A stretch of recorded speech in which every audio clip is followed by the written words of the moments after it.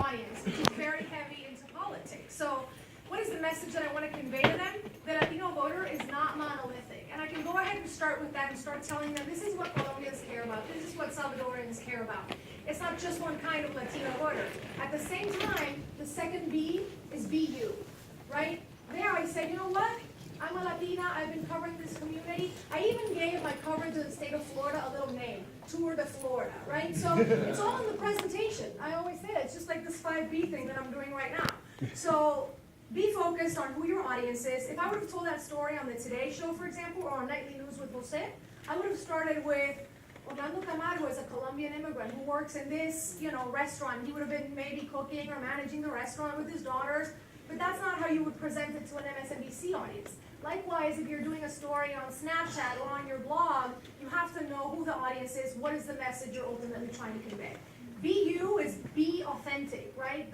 That's one of the things that I like most about Hispanicize. We're celebrating who we are, the fact that we are Latinos, the fact that we know this community inside and out. And there's a way, if you do it sort of very transparent like I did it there, or just in your storytelling, that you have to convey that to people, right?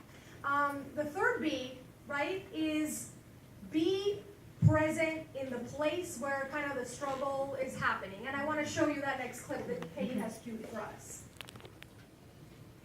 The struggle, right?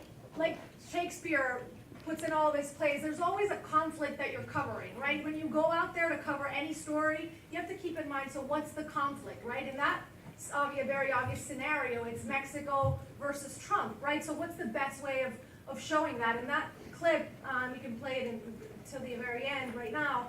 I sort of walk around, I show the burning Trump piñata. What's the best way of showing that conflict? And in that case, it's the Trump piñata. It was very obvious. And that brings me to the fourth B, which is be simple. Sometimes we try to, cover things or write in a very flowery way. Sometimes we know issues so well, in my case, Venezuela, or maybe the elections in Ecuador that just passed. What's the simplest way of conveying that story to people? And something that they teach us in the NBC writing class is hagan como si llamaran a su mamá, right? You're calling your mom and you're like, no, can you believe they're burning Trump piñatas here in Mexico? Or can you believe that this happened to this little girl who was separated from her family, XYZ? So do that little phone call, test every time you're out there. And what's the simplest way of conveying what you're covering? And the final B, my friends, be patient. It takes time. It takes consistency. Nobody was born a good storyteller. You're not Jose Diaz-Balart. I struggle with this every day because right now with this, right, we all want to be on Snapchat and on Facebook and on Insta Story. I try to be on every single platform, but then I ask myself at night, like, okay, I ran around for MSNBC. I did 5 live hits. Did I write anything today? Did I, do any sort of like storytelling exercise in my head? It's tough. But you have to sit your butt down and do your homework. Haz la tarea, read headlines, know what's going on. Because then one day they'll be like, Felisa, you're anchoring today because, Jose had to go on this breaking news story. That'll never happen. Be prepared to know what's going on.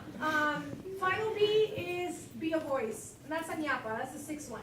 Be a voice. That's why we're here. Be a voice for your community. Be brave, especially in these times, to tell our stories. Don't let other people tell our stories. Don't let other people say, Latinos think this or that, or they're this or that.